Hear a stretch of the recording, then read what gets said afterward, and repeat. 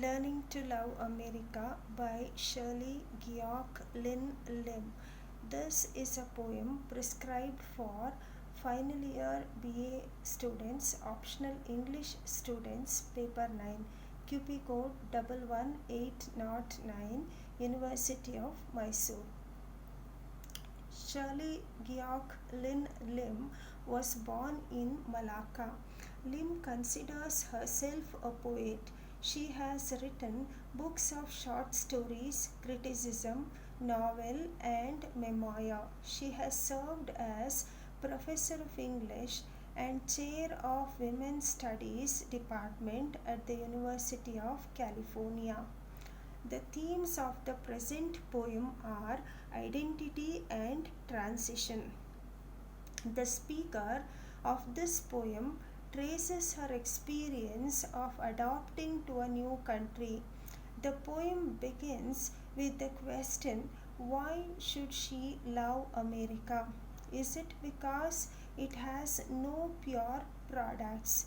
The word pure has different meanings. In this case, does pure mean imperfection? Does it mean that it has some deficiencies? The country America has certain deficiencies inherent in itself, or does it refer to the diversity of America? We all know that America is a melting pot of diverse ethnicities and cultures. People from all over the world come to America with the intention of getting a job there and settling down. Therefore, diversity is a defining characteristic of America. Immigrants from various countries have made America their home. She says she should love America because the Pacific Ocean sweeps along the coastline. When we consider the term Pacific, it means peaceful. Pacific Ocean shares boundaries with some Asian countries also. Does a poet mean that the Pacific Ocean bring back memories of her time in Asia? Does the thought of water bring consolation to the mind of the poet? When we look carefully at those lines again, water separates one land area from another. It separates the west from east. It also makes the poet feel that land is better than water because according to her water is cold. Does she mean that water is something which can bring about disaster like death, or does she mean that water is insensitive? In her opinion, land protects. It acts as a shield against water. So, land, she feels, is better than water.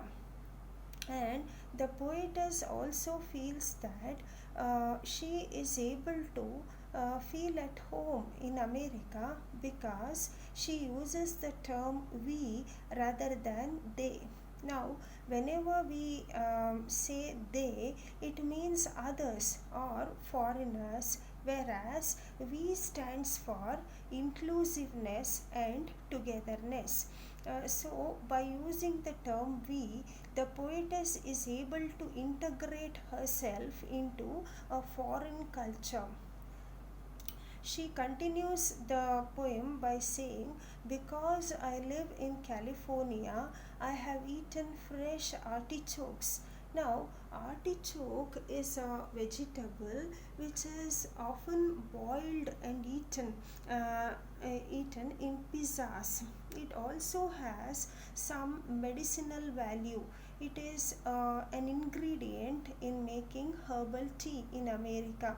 So, by being in California, she has been able to eat that fresh vegetable called artichokes. She also talks about the jacaranda flowers which bloom in the months of April and May. The jacaranda flowers are blue in color. They give her a visual delight. The speaker is fascinated by these blue flowers. The poet feels indebted to America because it provides nourishment. It appeals to her senses by giving her pleasant vision, pleasant feelings. So, because of all this, through her senses, she has been able to feel at home. Her body has slowly caught up with her senses, but it still requires a lot of effort on her part.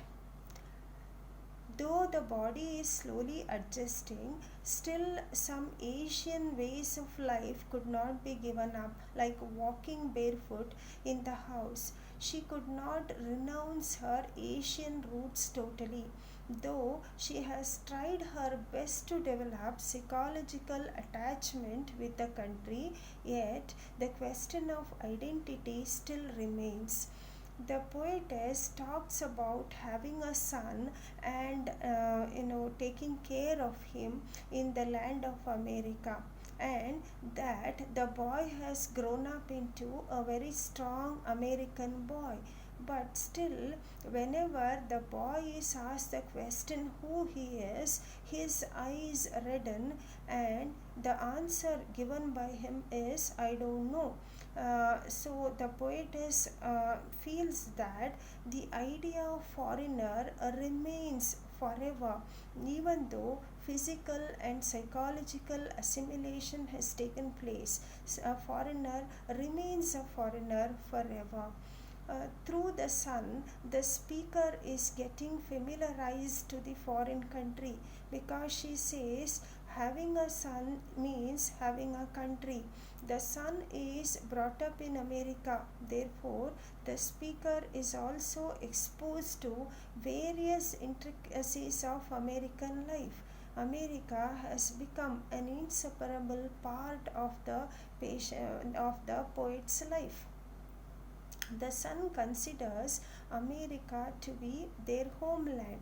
That is why the poetess feels that after her death, the son is going to bury her in America. Her connections with the East may have been disconnected. There are no immediate plans for her to return to her homeland. So, the son might bury the mortal remnants of the poetess in this land of America. Because there is no possibility of returning to her roots, she feels that she should somehow adjust with this country and build a close relationship with the country of America. The poem concludes with this note that it is a time to build a closer relationship with this foreign country. So, when we read this poem, we find the duality. That is, the poet still, though she is in America now, she cannot forget her roots. There is the question of identity and also transition that is discussed in this poem. Thank you.